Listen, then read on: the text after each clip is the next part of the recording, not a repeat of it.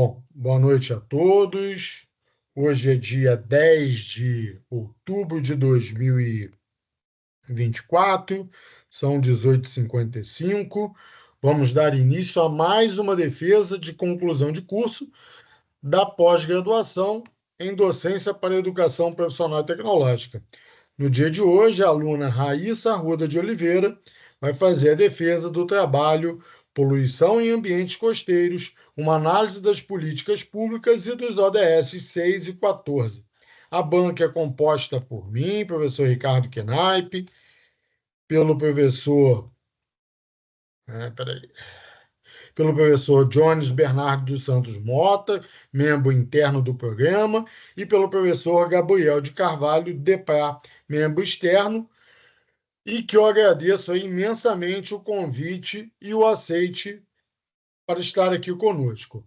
A Raíssa, você tem 20 minutos para fazer a sua apresentação. A seguir, o membro externo, desculpe, faz suas considerações em 10 minutos, seguidos do membro interno, e para finalizar, eu, como orientador, eu faço o fechamento. E depois a gente se reúne para a avaliação do resultado. Então, Raíssa, bom trabalho para você. Obrigada. Vamos lá. Boa noite a todos, obrigada. Vou apresentar o trabalho sobre poluição em ambientes costeiros, uma análise de políticas públicas e dos ODS 6 e 14. Bom, aqui é o sumário, os tópicos que eu vou trazer, começar pela introdução. A zona costeira, ela tem uma interface em terra e mar. Ela é constituída em torno de 8.000 quilômetros de extensão, e ela tem um papel no equilíbrio ecológico e na sustentabilidade das comunidades humanas. Ela faz parte de serviços ecológicos também, como a questão da erosão, do controle da erosão e das mudanças climáticas, e também da biodiversidade. A zona costeira, ela tem ocorrido pressões relacionadas a contaminações, como a poluição industrial, os esgotos domésticos, resíduos sólidos e também outros contaminantes que têm ocorrido ao longo do tempo. Esses contaminantes têm ocorrido, né, políticas públicas têm sido efetuadas ao longo do tempo relacionadas ao ambiente costeiro, e é necessário um alinhamento com os objetivos do desenvolvimento sustentável, que aí eu trago para o trabalho objetivo 6 e 14, que está, como a imagem mostra, né, água potável e saneamento no 6, o 14, proteção à vida marinha. Esses impactos da contaminação, eles comprometem habitats marinhos, ameaçam a biodiversidade e também a saúde pública.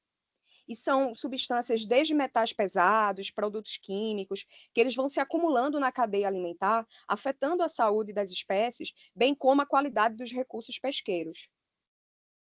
Existem impactos na qualidade de vida, né, porque muitas comunidades dependem desses recursos pesqueiros. Na saúde humana, como eu falei, aumenta a incidência de doenças e traz uma redução dos recursos pesqueiros, afetando a economia local. Então, como na imagem ilustra aqui, é como um ciclo, né, de equilíbrio aqui dinâmico, onde cada situação que eu falei, elas precisam estar convergindo em uma dinâmica, dentro dos modos da sustentabilidade. Então, é necessário, dentro dessa gestão sustentável, que haja políticas eficazes, integração de esforços, que vai desde as esferas do governo a outros atores envolvidos no processo, e a conservação costeira. E isso é para mitigar essa poluição desses ambientes e trazer soluções que sejam inovadoras e com conscientização. A proposta do meu trabalho foi fazer uma revisão bibliográfica, trazendo desde principais políticas públicas no ambiente costeiro, né, brasileiro, como a gestão da poluição marítima estuarina, a educação ambiental, saneamento, né, e o envolvimento da sociedade com esses dois objetivos, o 6 e o 14. E a importância também da colaboração e das abordagens integradas e multissetoriais. Bom, a importância da zona costeira, ela, para vocês terem ideia, 60% da população ao longo de 100 quilômetros da costa tem essa comunidade, né, na zona costeira.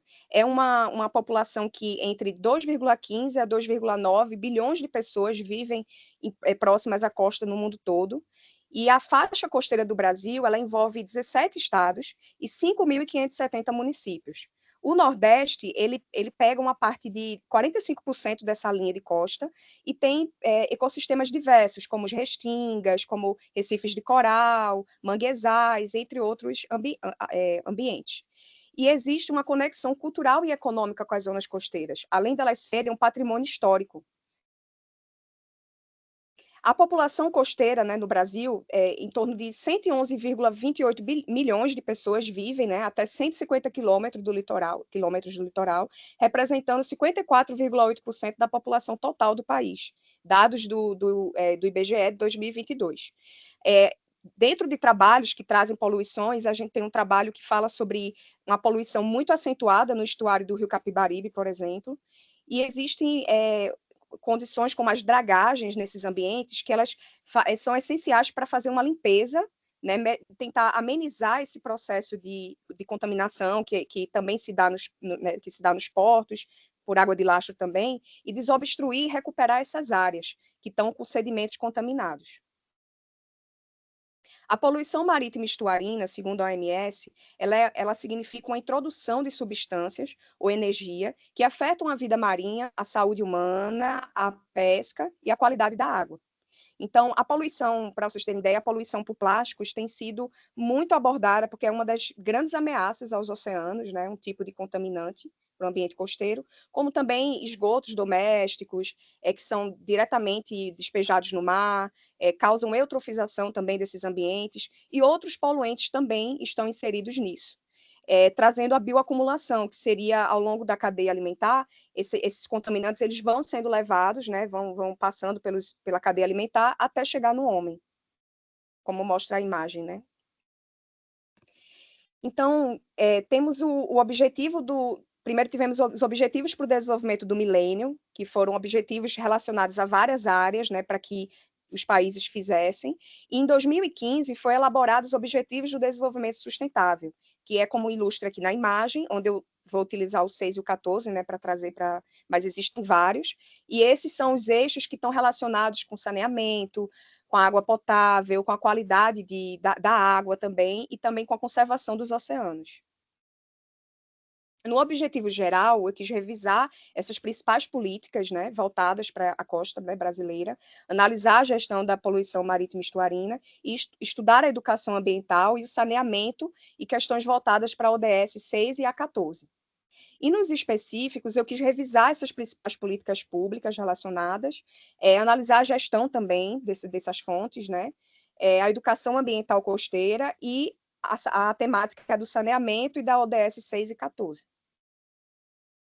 O trabalho, ele se deu, a importância dele é porque, além desse tema, né, ser muito bem norteado, né, é importante trazer essas revisões dessas políticas, a gestão também, a educação ambiental, que vem como uma ferramenta muito importante, e mostrar esses desafios que têm ocorrido na costa, né, garantindo essa preservação desses ecossistemas, da saúde das comunidades e o progresso desses objetivos, que eles precisam ser feitos pelos países até 2030. Então, é necessário uma abordagem integrada desses assuntos, né, uma abordagem integrada para que a gente trabalhe essas metas e é fundamental para esse futuro sustentável. No meu trabalho, foi um trabalho de revisão bibliográfica, né, dos últimos 5 anos, onde eu peguei textos em português, inglês e espanhol, desses 3 revisores, como CAPES, o Google Acadêmico e o ResearchGate.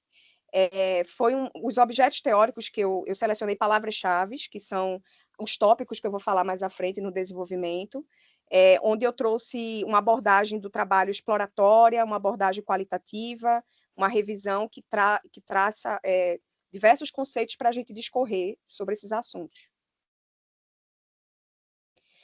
No desenvolvimento, né, eu trago os principais pontos, como a Constituição Federal de 1988, que define a zona costeira como patrimônio nacional, o artigo 225, que reforça a proteção, bem como a importância das 3 esferas, né, que é a federal, a estadual e a municipal, como os atores envolvidos, e o desafio que tem para que tudo isso seja casado, né, esses atores todos envolvidos. O decreto número 5.300 de 2004, ele regulamenta o Plano Nacional de Gerenciamento Costeiro, que veio para também corroborar com esse gerenciamento da costa, e um trabalho muito interessante de Mello e Sestaro, né, ele estudou um projeto que foi feito na via costeira, no Rio Grande do Norte, onde ele estudou que houve benefícios ali econômicos, porém existia um desafio de equilibrar o desenvolvimento com a conservação. Souza e colaboradores trouxeram um trabalho com manguezais, né, do Baixo Sul da Bahia, onde eles fizeram um estudo da supressão dos manguezais, e eles notaram que havia uma grande supressão de manguezal, bem como a carcinicultura que estava sendo feita clandestinamente. E aí eles trazem o desafio e a importância de políticas relacionadas aos manguezais.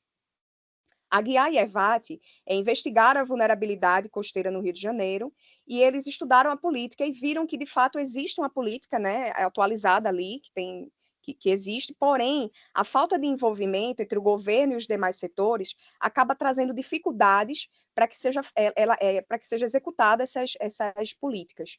Então, é necessário um reforço entre a ciência, né, entre os órgãos públicos e também as populações vulneráveis.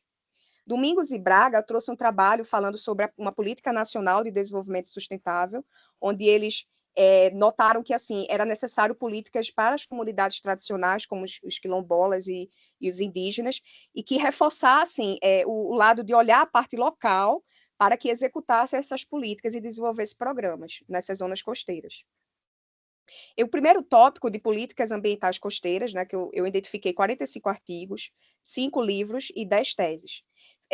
Os principais trabalhos, né, e discussões eu trouxe aqui, como de Pinho e Carriço, onde ele fala sobre as zonas costeiras enfrentarem desafios, né, como a urbanização desordenada, poluição e mudanças climáticas.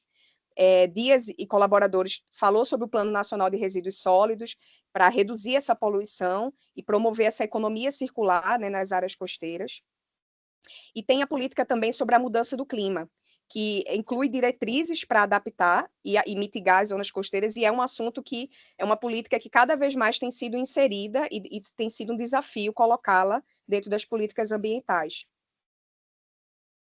O trabalho de Rodrigues e colaboradores, em 2023, ele trouxe um assunto interessante, que são o fato de fazerem pagamentos por serviços ambientais, né? No caso, ele trouxe 2 exemplos, tanto em Extrema, em Minas Gerais, como em Catskill, e na cidade do Nova York, nos Estados Unidos, onde os produtores eles recebiam um pagamento para que eles protegessem o recurso hídrico e pegassem uma área ali para poder plantar, para poder preservar.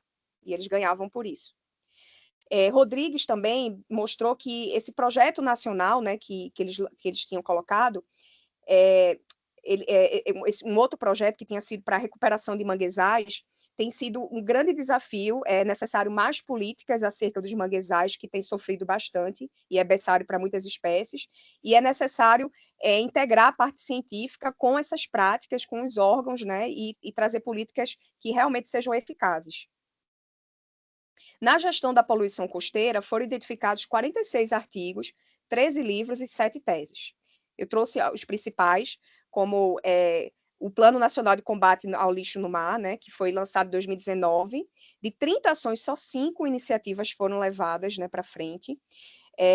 O trabalho de cima, em 2020, ele falou sobre resíduos sólidos, e ele disse que em São Paulo estima-se que a produção de resíduos sólidos urbanos ultrapasse 41.300 toneladas por dia. E é um dos estados que mais tem resíduos sólidos e que é um grande desafio, né? E a importância de você ter uma gestão de resíduos sólidos, né? Não só no Brasil, no mundo todo. E aí vem um outro trabalho, né, de Souza e colaboradores, e também Leão e colaboradores trataram sobre esse assunto, que são as contaminações nas bacias, né, hidrográficas, que não têm lançado sem um tratamento, né, esses contaminantes líquidos, e impacta muito a biodiversidade e os ecossistemas, e também acaba prejudicando a nossa saúde também. Teve um estudo de Santos e colaboradores sobre a contaminação de ambientes. Eles estudaram Guaibim, na Bahia, e mostraram que a contaminação, dentro de vários parâmetros que eles viram, desde pH, coliformes termotolerantes, de acordo também com a resolução CONAMA também, que tem uma quantidade que pode ser permitida, né, de coliformes, o problema é o excesso, né, quando passa.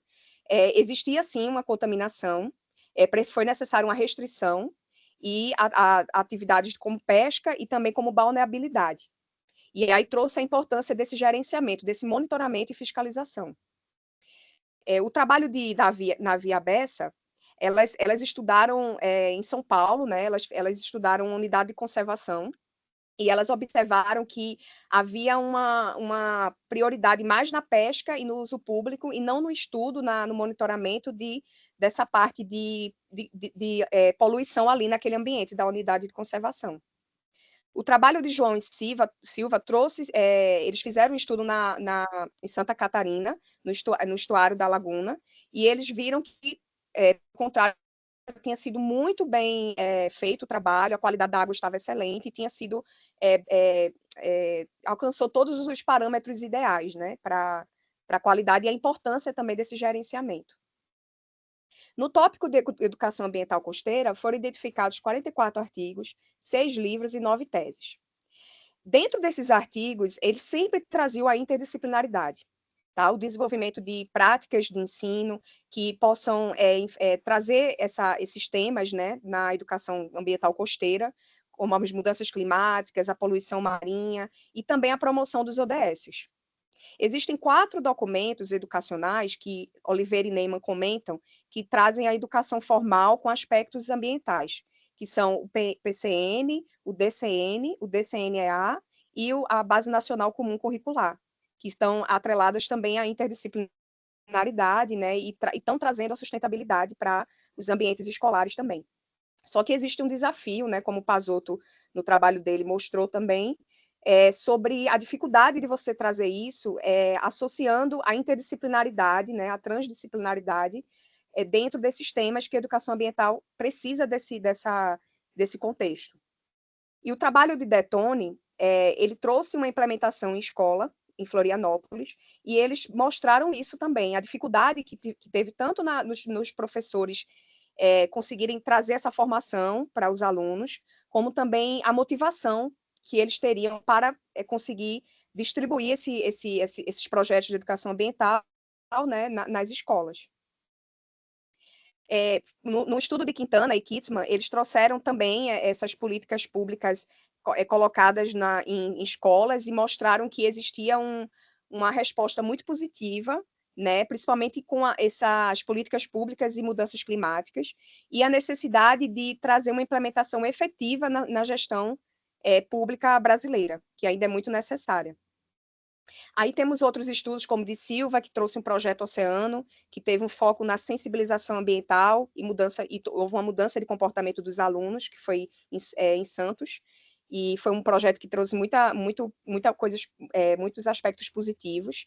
O estudo de Reis e colaboradores, né, fizeram uma educação ambiental no município, lá em São Luís, no caso, num colégio também, trouxeram propostas para problemas de uso e manutenção da zona costeira, e também houve um benefício muito grande ali para a comunidade e as escolas também. E tem um estudo que foi feito em Amontada, no Ceará, por Martins e Souza e colaboradores, que eles trouxeram para o público, no caso, não só as escolas, mas para o público, ações que tivessem relacionadas com as zonas costeiras, com a qualidade da água, com o cuidado com o saneamento, com diversos temas relacionados à zona costeira. E foi muito benéfico também, além de atingir as escolas, foi para o público geral. Existem barreiras, né, na educação ambiental costeira, como Freire e Rodrigues apontam, e que essa necessidade de formar educadores, né, de ter uma formação especializada. Existe essa dificuldade de integração entre as políticas públicas e as práticas, né, educativas, e uma resistência cultural também, que são barreiras que acabam atrapalhando o processo dos programas com a educação ambiental. Então, é necessário que a gente traga essa teoria e prática, tire esse gap que fica entre a teoria e prática, que a gente consiga alinhar novas teorias com esses contextos e trazer novas metodologias no campo da educação ambiental. No tópico de saneamento e ODS 6 e 14, foram 36 artigos, 3 livros e 8 teses.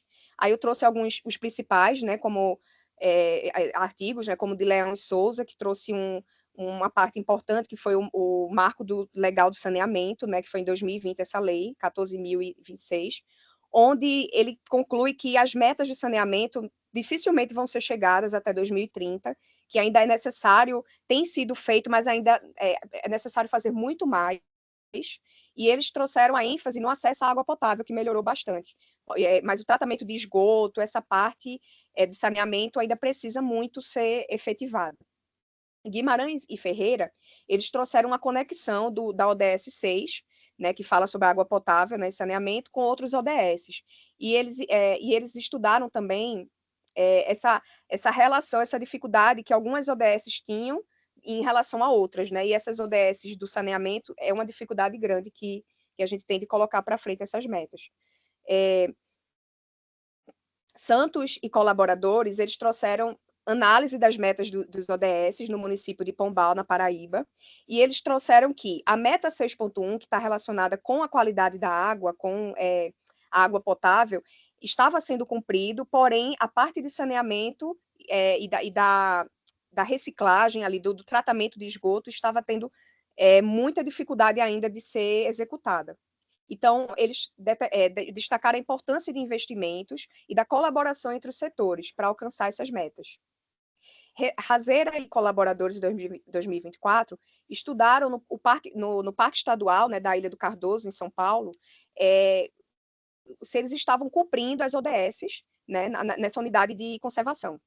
E aí eles viram que tinha uma contribuição de 40,6% para as metas das ODSs, incluindo o acesso à água potável e qualidade, né, que é a ODS 6, que está relacionada, e que tinham iniciativas para reduzir a poluição marinha. Eles também traziam a ODS 14, com a proteção aos oceanos, com a conservação de manguezais, com projetos que estavam sendo executados e que estavam trazendo benefícios ali para a unidade de conservação e aumentando a conscientização da saúde dos oceanos. Então, a gente consegue entender que dos artigos mostram que é possível a gente trazer, né, essa integração desses tópicos e a gente conseguir, nós conseguirmos, assim, trazer projetos, desenvolver e integrar, né, de uma forma sustentável e dar certo, né?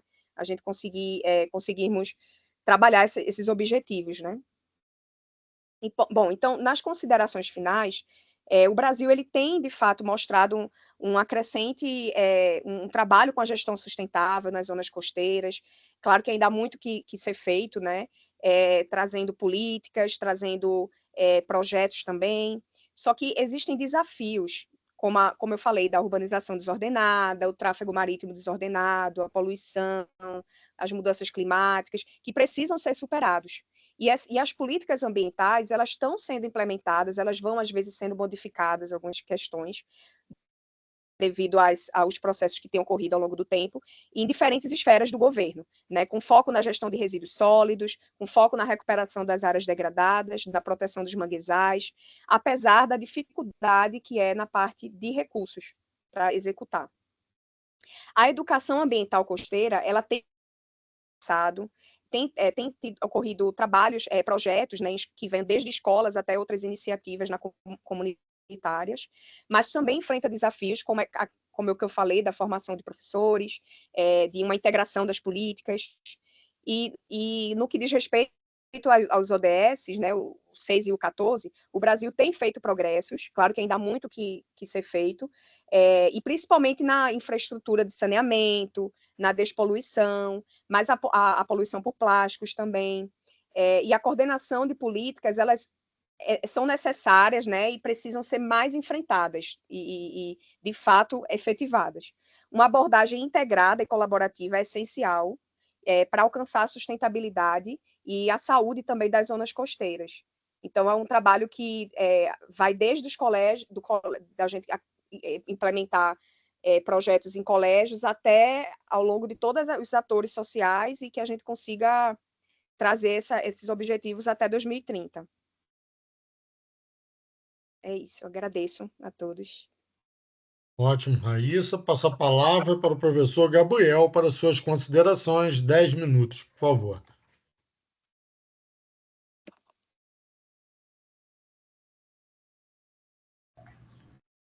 Estão me vendo, pessoal? Não. Estamos te ouvindo. Vamos ver. Engraçado que tá ligada a câmera. Eu tô vendo. Tá vendo? Ah, Tá. então. Eu estou ouvindo também. Então eu posso começar já. Pode. Bom, então primeiro, boa noite para vocês, né? muito obrigado pelo convite, né? É muito bacana a gente ver trabalhos que não são exatamente da área que a gente trabalha, né? Apesar que tem bastante relação, né? Porque eu trabalho com biodiversidade e poluição das áreas costeiras, portanto, tem bastante a ver, né? E eu te parabenizo, Raíssa, por ter escolhido esse tema, né? Porque enquanto a gente, né, muitas vezes trabalha com temas que não estão tão ligados à conservação, assim, de uma forma efetiva, o seu trabalho ele é muito importante para para que a gente possa ver mesmo em que situação que anda as condições ambientais do país e se está sendo feito algo e se isso que está sendo feito é suficiente ou não. Antes de eu continuar, eu estou sentindo ouvindo um eco aqui. Não sei se alguém tem que desligar o microfone. Acho que agora melhorou. Acho que melhorou. Beleza. Bom, então eu queria começar com uma pergunta. De onde, Raiz, que você tirou a motivação para trabalhar com esse tema? De onde veio essa ideia? Eu gosto muito da área de sustentabilidade, eu já atuei na área, né, nessa área, fiz mestrado também na área e eu achei, assim, eu gosto muito dessa parte de ODS também, e aí eu senti essa vontade de novamente trazer, né, uma revisão que pudesse fundamentar mais esses assuntos, discutir. Eu acho muito válido, assim, na área de docência também, poder trabalhar essa parte também, né? Educação ambiental também, muito legal. Não, de fato é uma coisa importante, né? Eu percebi, assim, no seu texto que essa consciência, né, de que políticas públicas, né, ações da sociedade organizada são necessárias, né, para que a gente tenha uma melhora nesse quadro aí, né? E, inclusive, realmente a educação ambiental, eu concordo que é muito importante, né? Porque você até mencionou na sua apresentação, que, aliás, né, até esqueci de falar, foi muito boa, você tem uma postura muito boa, fala de forma fluida, seus slides são bonitos, né?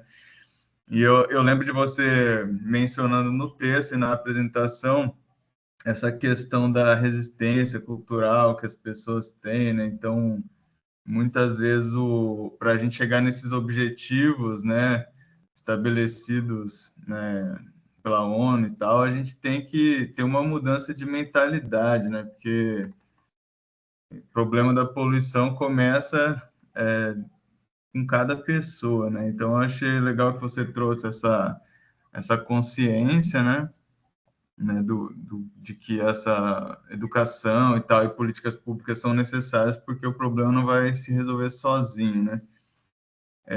Eu vi que desde o título do trabalho você já deixa claro que você foca mais na poluição, né? Daí, tanto com essa preocupação com o ambiente, quanto da questão do saneamento, né? Então, é uma preocupação tanto com as espécies, né, que vivem no mar, quanto com a qualidade da água que as pessoas consomem, né?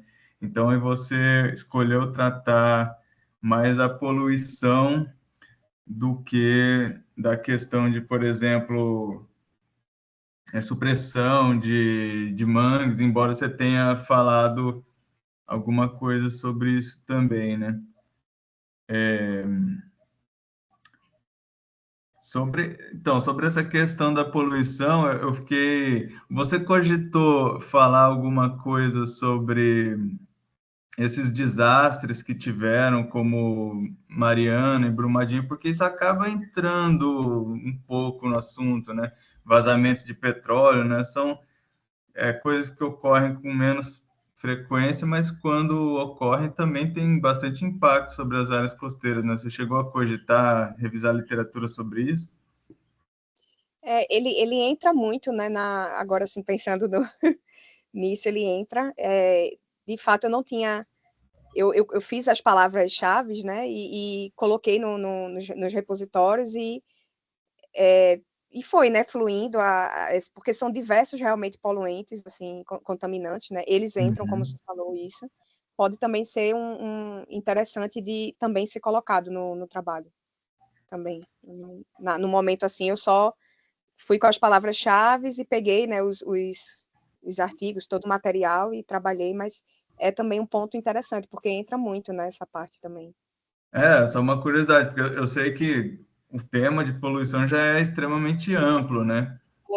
Você inclusive, podia ter feito mais estreito o tema e ainda assim teria muita coisa para falar, né? Mas me veio na cabeça isso porque bom, é engraçado, né? Às vezes se a gente fala poluição costeira, a gente pensa em cidades que estão na costa, né? As pessoas jogando lixo na praia, o esgoto clandestino. Mas a poluição das praias é muito mais do que isso, né? Porque, igual aconteceu nesse caso lá de Mariana, né? Uma barragem, um rejeito a muitos quilômetros do mar acabou indo para lá, né? E os vazamentos de petróleo também, né? Às vezes eles afetam regiões muito distantes daqueles lugares onde o petróleo foi retirado e tudo mais. E eu só pensei que seria, de repente, importante comentar algo sobre isso, né? O que o governo faz para, né, evitar, e se tem organizações não governamentais que ajudam a recuperar os ambientes naturais depois que um desastre desses acontece. Acho que isso ia enriquecer o seu trabalho. Deixa eu ver o que mais que eu anotei aqui.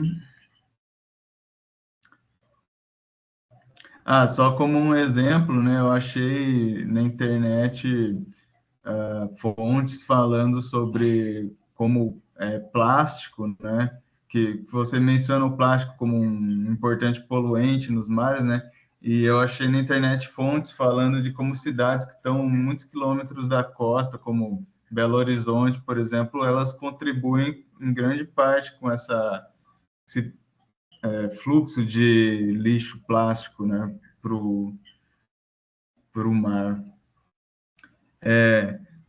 Assim, agora só falando sobre algumas coisinhas assim que eu senti falta um pouco no seu trabalho, eu acho que você podia ter começado elencando assim quais são os principais problemas de poluição ao longo da costa, né? Só para a gente que não está muito familiarizado com o tema, ficar sabendo, é lixo na praia, é esgoto clandestino, ou efluentes de indústrias, né? E listar, assim, as principais cidades ao longo da costa, né, que são problemáticas, né? Porque como a costa é muito grande, para ajudar você a deixar mais afunilado o seu tema, talvez fosse melhor focar, não, vou falar só daquilo que é relacionado às grandes capitais, regiões portuárias, por exemplo. Fortaleza, Salvador, Recife, né? Rio de Janeiro, Paranaguá, enfim. Talvez focar, esses lugares são os que têm mais problemáticos, e os problemas são esses, né? E aí, dizer de forma um pouco mais explícita quais são as leis e políticas públicas que foram elaboradas para combater cada problema exatamente, e, e aí sim entrar com falar dos estudos que avaliaram a eficiência dessas ações, e é isso, né? Eu vi que você colocou bastante informação, só que eu acho que dava para organizar melhor, assim, tem esse problema nesse lugar, foi feito essa ação para tentar combater o problema, e o resultado dessa ação foi avaliado pelo autor tal, ele concluiu isso. Acho que é só isso, assim, que eu senti um pouco mais de falta. Mas, no mais, né, acho que os meus 10 minutinhos já estão acabando, então quero usar esses segundos finais para te parabenizar, né, pela coragem de trabalhar com um tema tão amplo e, ao mesmo tempo, tão importante, né, para a sociedade, para a preservação do meio ambiente. É importante ter trabalhos assim que tentem avaliar se a gente está indo pelo caminho certo ou não. E é isso. Parabéns. Eu passo a palavra, então, para o Jones, então. Obrigada, Gabriel. Obrigado, professor, pelos seus comentários. Jones, por favor. Tem o microfone aberto. Muitíssimo boa noite a todos, em especial ao professor Ricardo, a Raíza, pelo convite. Agradecer também ao professor Gabriel, né, pelas contribuições, muitas coisas que ele trouxe, também foram reflexões que eu fiz ao longo da minha leitura. Quero começar elogiando a excelência do texto e da apresentação da Raíza, de fato, excelentes. Houve uma preocupação, um rigor metodológico, um cuidado com a escrita do texto, né, em se tratando de um trabalho de conclusão de curso de pós-graduação lá do Censo. Então, eu a parabenizo e parabenizo também ao orientador, professor Ricardo, por isso, né, principalmente aqui nesta noite, na apresentação, né, que os slides ficaram excelentes, claros, objetivos, e até mesmo quem não leu o seu trabalho conseguia entender qual a sua proposta. Proposta esta, eu já entro no texto, né, no seu trabalho específico, muito ampla. Para um trabalho de conclusão de curso, de pós-graduação lá do Censo, claro que eu faria eu diminuiria, talvez, eu costumo brincar que eu diminuiria para um guarda-sol para um guarda-chuva, porque o guarda-sol é maior, aí eu diminuiria. É muito ousadia para um trabalho de pós-graduação lá do Censo, mas por que não, né, pensar aí em um projeto, já que você tem mestrado, de doutorado? Então, eu começo algumas considerações sobre a minha leitura. Eu li o seu trabalho hoje todo, né? Então, está tudo muito fresquinho na minha cabeça. No seu resumo, tá? Eu senti falta no seu resumo, né? Aí pensando até em publicações futuras, porque o seu trabalho tem total potencial para isso, de você colocar os objetivos, a metodologia e os resultados ou considerações iniciais, conclusões iniciais. É importante que um resumo traga isso, porque quando o leitor for fazer uma pesquisa, até mesmo a que você fez, né, no banco de trabalhos, no Google Acadêmico, no Cielo, no artigo publicado, eles vão no resumo. Então, é importante que um resumo tenha isso. Talvez isso seja um preciosismo da minha parte, mas toda vez que eu estou numa banca, eu gosto de trazer essa questão, né, para os alunos. Então, eu gostaria que você se atentasse a isso, até mesmo para a versão final, porque é coisa mínima. E também a questão da BNT, também no resumo. Avançando nas minhas considerações, eu quero elogiar a sua introdução. Mas antes da introdução, perdão, eu gostaria também que na lista de tabelas, que você também colocasse, se atentasse à questão da norma da BNT, porque na norma da BNT é um pouquinho diferente. Mas nada que você não possa fazer na sua versão final, é coisa muito simples, até porque o seu texto está muito bem escrito e, de maneira geral, está dentro das normas da BNT, sim. Sumário ok. Na introdução, eu gostaria só de elogiar. Eu não acrescentaria nada e não sugeriria nada. A introdução está excelente. Apresenta o seu trabalho, introduz o seu trabalho e teve uma preocupação bem cartesiana de trazer a questão de metodologia, de objetivos. Eu gosto disso e tenho sentido muita falta em algumas bancas que eu tenho participado. Então, gostaria de elogiar a sua introdução. Dito isso, eu gostaria de avançar mais um pouco e trazer aqui a sua justificativa. Eu falaria na justificativa, e aí agora é algo mesmo do Dionis Pedagogo, que é a minha primeira formação. Eu falaria logo lá no início um pouco mais, um ou dois parágrafos, e aí você conversa com o Ricardo sobre a educação ambiental, porque ela vai aparecer só lá no final. Então, quando o pedagogo pega para ler o trabalho, e eu gostei muito do seu trabalho, porque ele também contribuiu muito com a minha formação, porque eu vi educação ambiental na minha faculdade de pedagogia na UF. Depois, eu li pouquíssimos trabalhos e orientei um que falava de forma interdisciplinar da educação ambiental. Então, eu acho que isso seria interessante você pensar em um mais dois parágrafos, trazer um pouquinho da educação ambiental logo na sua justificativa, que eu acho que fundamenta mais ela. Então, eu acho interessante isso.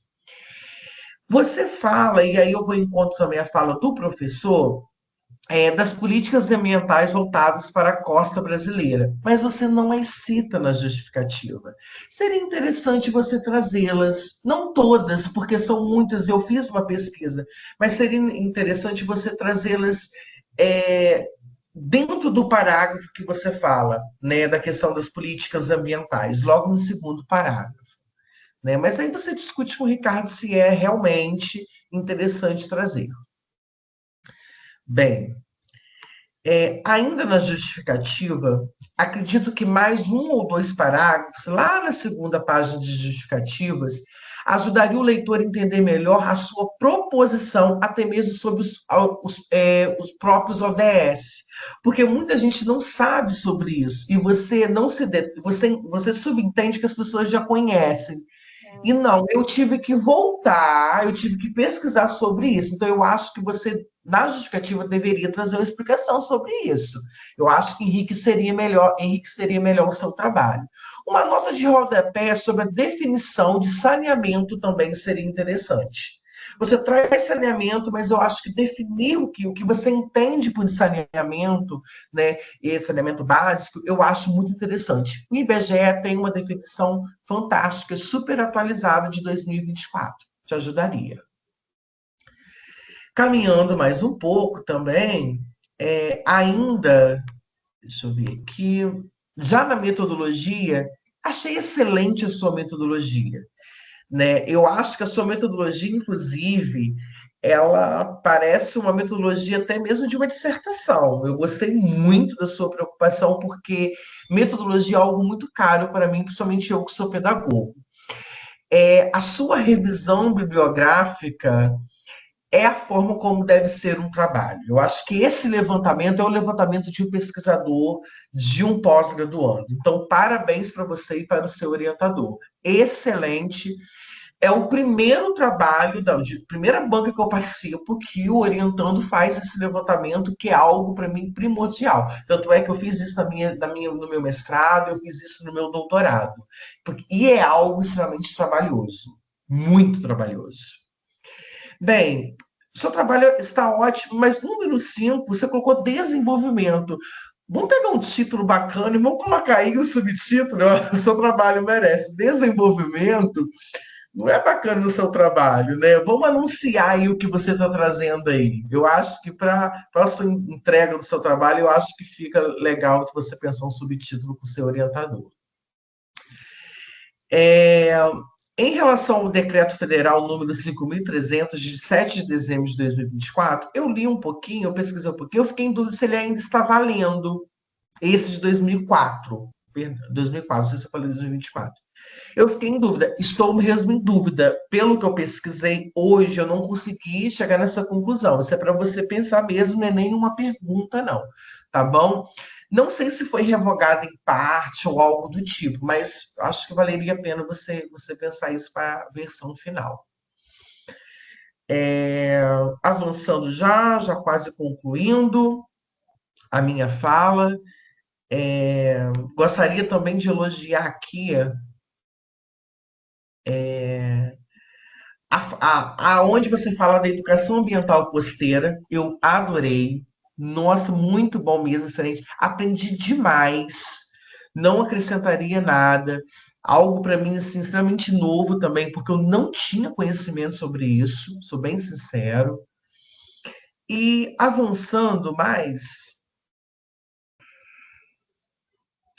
já chegando nas considerações finais, eu tenho uma consideração a fazer.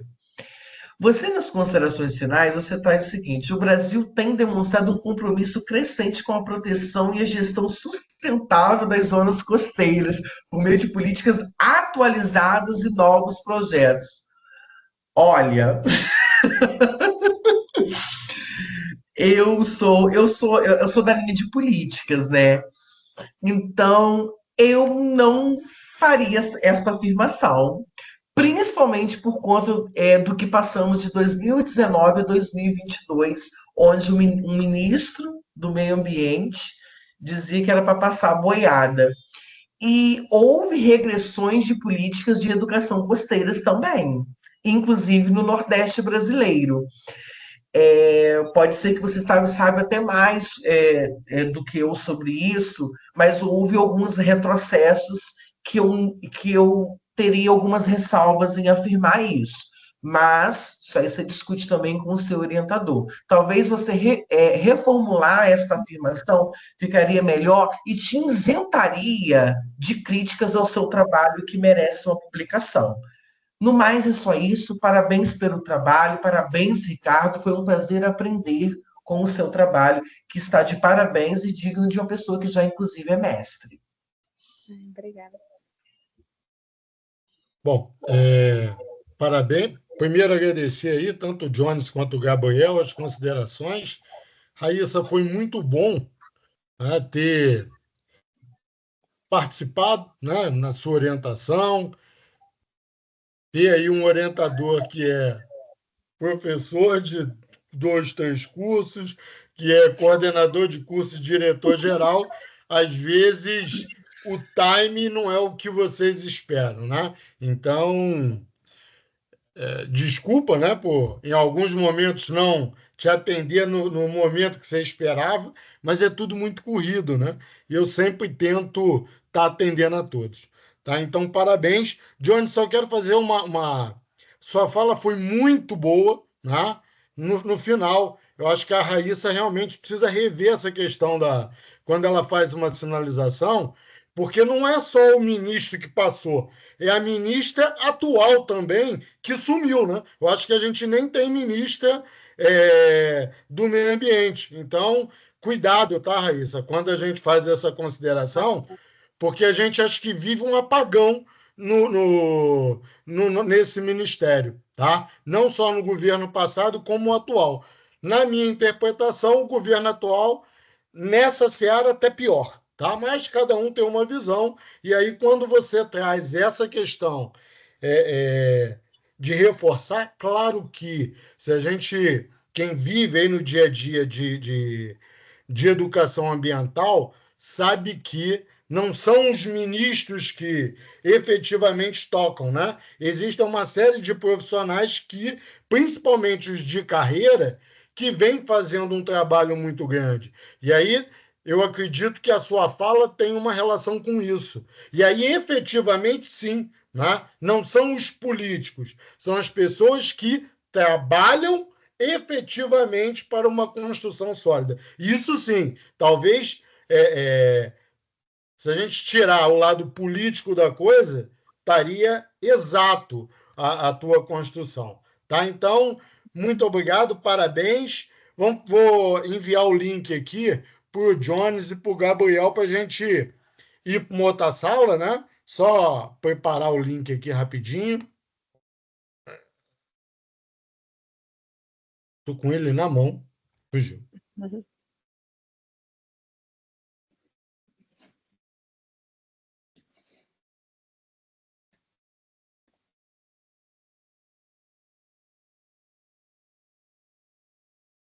Aí eu peço, por favor, que vocês desliguem a câmera, né? O Jones e o câmera e mais o microfone, tá?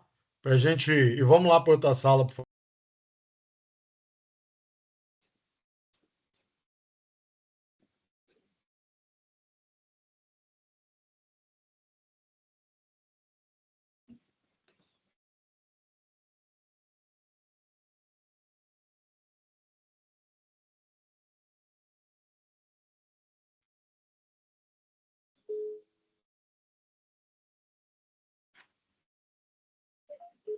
Pai?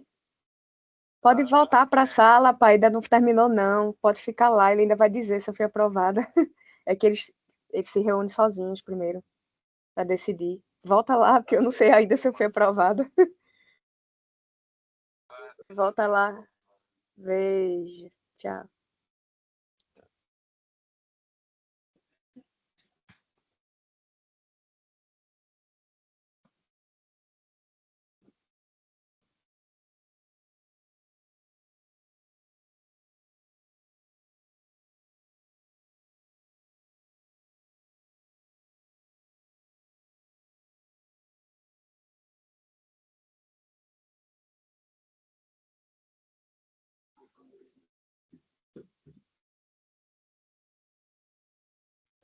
Mas gostou? Só elogio.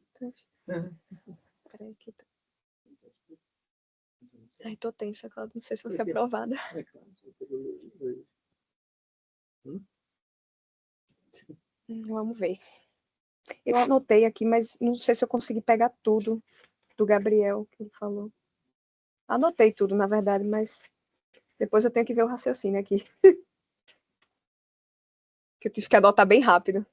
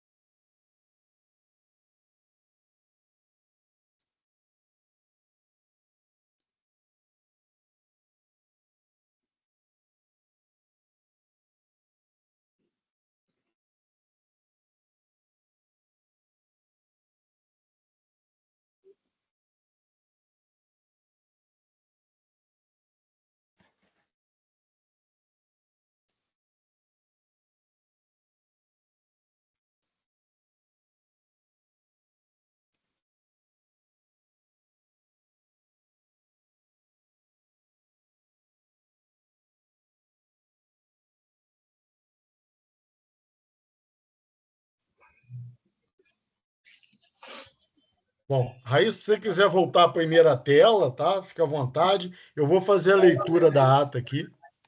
Aham. Deixa eu... Eita. Travou aqui. Bom, ata 17 de 2024. Deixa eu só ver se eu estou nas. Está tudo direitinho? Tá. Ata de defesa do trabalho de conclusão de curso de pós-graduação. Aos 10 dias do mês de outubro de 2024, às 18h55, compareceu à sala virtual promovida pelo campus Engenheiro Paulo de Champagne, no Instituto Federal de Educação, Ciência e Tecnologia do Rio de Janeiro, a aluna Raíssa Arruda de Oliveira, do curso de pós-graduação em Docência para Educação Profissional e Tecnológica para a defesa do trabalho de conclusão de curso intitulado Poluição em Ambientes Costeiros, uma análise das políticas públicas e dos ODS 6 e 14. O trabalho, orientado pelo professor Ricardo Esteves Knaip, presidente, foi avaliado pela banca examinadora composta por Jones Bernardi dos Santos Mota e Gabriel Carvalho Deprá. O presidente da banca fez a abertura e passou a palavra para a aluna, que fez uma exposição oral de 20 minutos. Após a exposição, o presidente da banca agradeceu a aluna e passou a palavra para os demais membros da banca, que arguíram a aluna por 25 minutos. Em seguida, o presidente da banca agradeceu pelas contribuições e sugestões, teceu alguns comentários e pediu aos membros da banca para que se retirasse para uma outra sala virtual para a deliberação da banca examinadora, que emitiu o parecer de aprovação. A banca solicitou que fosse destacada uma observação, né? Que é: destaca-se o rigor metodológico do trabalho com recomendação para publicação. Então, parabéns, Raíssa. Passo a palavra para você aí. Ai, Se todos gostaria puderem de... abrir a câmera para a gente dar um print também, agradeço muito. Quem estiver Boa noite. presente. a todos. Eu gostaria só de agradecer, né, a todos que estão aqui, são 7 pessoas. Gostaria de agradecer ao meu orientador, toda a paciência.